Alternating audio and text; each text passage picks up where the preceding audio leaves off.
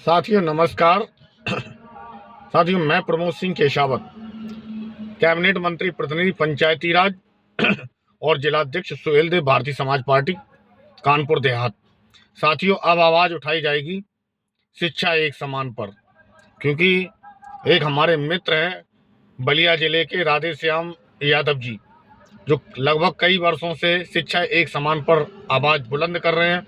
बलिया जिला में इस चीज़ के लिए वो फेमस हैं, प्रसिद्ध हैं। शिक्षा एक समान पर उन्होंने कई बार जेल की ये कहिए कि पुलिस वालों के द्वारा हाथों में और पैरों में कई बार डाली गई हथकड़ियों को तोड़ करके शिक्षा एक समान पर बुलंद आवाज़ की। मैं श्री राधे श्याम यादव जी के साथ में शिक्षा एक समान पर कंधे से कंधा मिलाकर साथ खड़ा हूँ। मैं कहना चाहूँगा हर एक व्यक्ति को, चाहे वो नेता का बच्चा हो, चाहे वो किसी अधिकारी का बच्चा हो, चाहे वो गरीब का बच्चा हो, चाहे मध्यम वर्गीय परिवार से वह बच्चा हो, सभी को एक समान शिक्षा मिलनी चाहिए।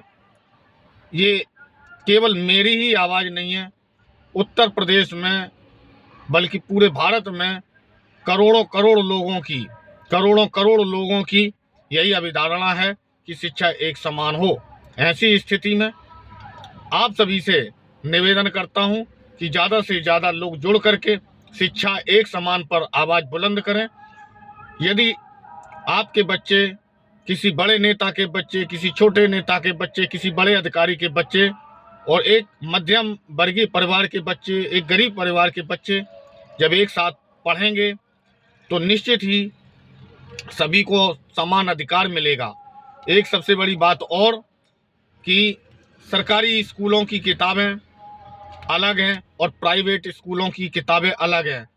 प्राइवेट स्कूलों की किताबों में हर साल क्लास चेंज, किताबें चेंज, जबकि लिखा वही होता है, केवल कुछ ना कुछ थोड़ा सा कम ज़्यादा आगे पीछे कर दिया जाता है।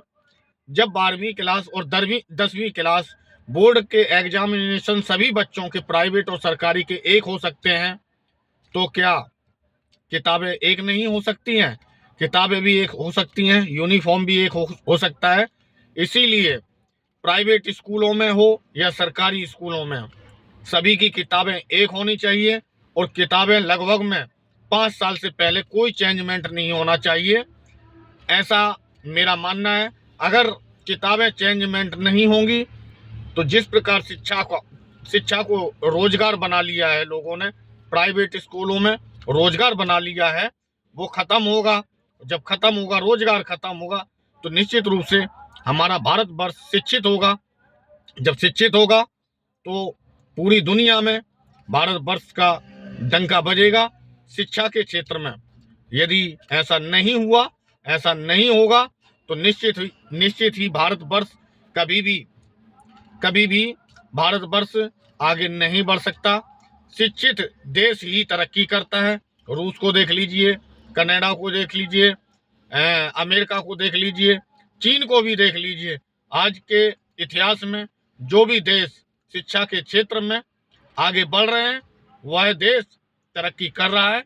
भारतवर्ष में शिक्षा को रोजगार का साधन बना लिया है, रोजगार का संसाधन बना लिया है। इसलिए भारत देश शिक्षा के क्षेत्र में तो पिछड़ ही रहा है, आर्थिक रूप से, सामाजिक रूप से, यहाँ तक कि राजनीतिक रूप से भी जीरो होता जा रहा है।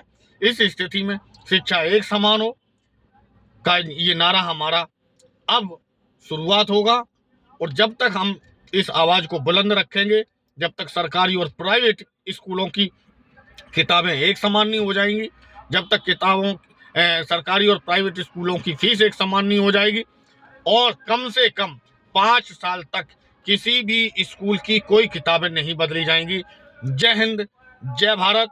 मेरा एक ही नारा, पढ़ेगा इंडिया तभी तो बढ़ेगा इंडिया, पढ़ेगा भारत तभी तो आगे बढ़ेगा भारत।